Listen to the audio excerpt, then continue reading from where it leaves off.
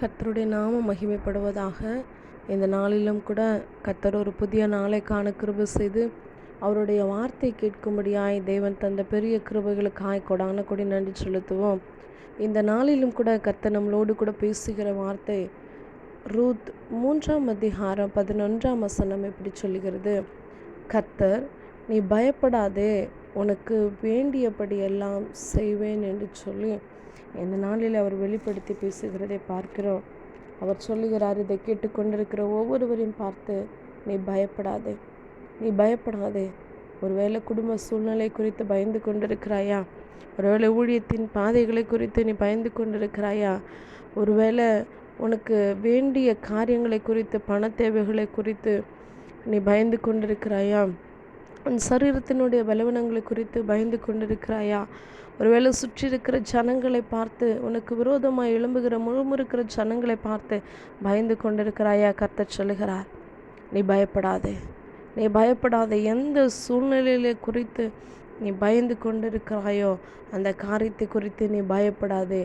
ஏன் அப்படின்னா, நான் உனக்கு வேண்டியபடி எல்லாம் செய்ய நான் வல்லவராக இருக்கிறேன் என்று சொல்லி கர்த்தர் இந்த நாளில் வாக்குத்தத்தம் கொடுக்கிறதை பார்க்கிறோம். அவர் நமக்கு வேண்டியது எல்லாம் செய்யணும் அப்படின்னா நம்ம என்ன பண்ணணும் அப்படின்னு சொல்லி பார்ப்போமானால், அதில் வேதத்தில் பார்க்கிறோம், ரூத்துவை குறித்து சொல்லுகிறதை பார்க்கிறோம்.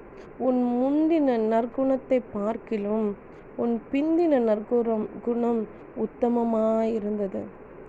முன்னாடி இருந்த உன்னுடைய நற்குணத்தை பார்க்கிலும் பிந்தின நற்குணம் உத்தமமாயிருந்தது.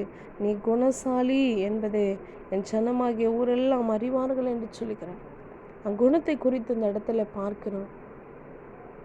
என் அன்பு சகோதரனே, சகோதரியே, கர்த்தர் நமக்கு வேண்டியது எல்லாம் செய்ய அவர் வல்லவராக இருக்கிறார். ஆனாலும் நம்மக்கிட்ட ஒரே ஒரு காரியத்தை அவர் எதிர்பார்க்கிறார். என்ன காரியத்தை எதிர்பார்க்கிறார்னா, நம்மளுடைய குணத்தை அவர் எதிர்பார்க்கிறார். ஒருவேளை ரட்சிக்கப்படுறதுக்கு முன்பதாய், தேவன் அழைக்கப்படுறதுக்கு முன்பதாய், நம்மளை வேறு பிரிக்கிறதுக்கு முன்பதாய் நம்மளுடைய முந்தின குணம் எப்படி வேணாலும் இருக்கலாம்.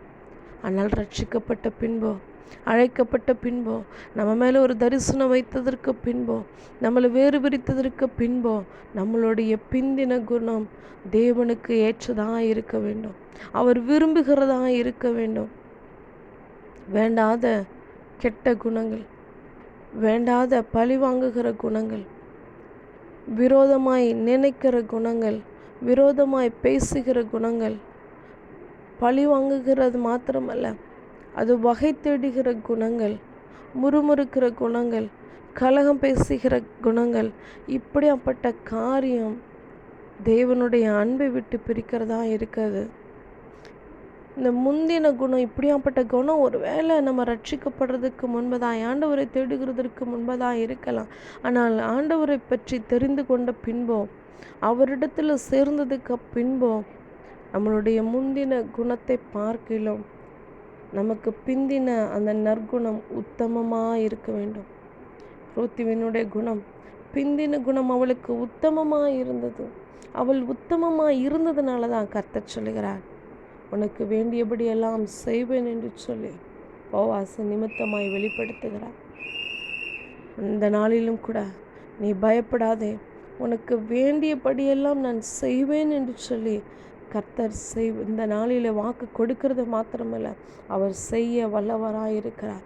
நம்மளுடைய குணங்களை கூட ஒருவேளை இதை கேட்டுக்கொண்டு ஏதோ அர்ப்பணிக்கிற ஒவ்வொரு இருதயத்தையும் கர்த்தர், ஒருவேளை நீங்கள் நினைக்கலாம், நான் என் குணத்தை மாற்றணும்னு நினைக்கிறேன், ஆனால் என்னுடைய சூழ்நிலை நிமித்தமாய், கோபத்தின் நிமித்தமாய் சில நேரத்தில் என்னுடைய குணம் பிந்தின குணம் மாறுகிறதா இருக்கிறது, முந்தின குணத்தை போல் என் குணம் மாறுகிறது என்று சொல்லி ஒருவேளை நீங்கள் இந்த நேரத்தில் நினைத்து கொண்டிருப்பீர்களால் கர்த்தர் சொல்லுகிறார், உன்னுடைய முந்தின குணத்தை நான் முறித்து போட்டு பிந்தின குணம் நான் நற்குணமாய் மாற்றுவேன், அது உத்தமமாய் மாற்றுவேன், அது நான் உனக்கு வேண்டியபடி எல்லாம் செய்ய மாற்றுவேன் என்று சொல்லி கர்த்தர் இந்த நாளிலே வெளிப்படுத்தி பேசி கொண்டிருக்கிறார்.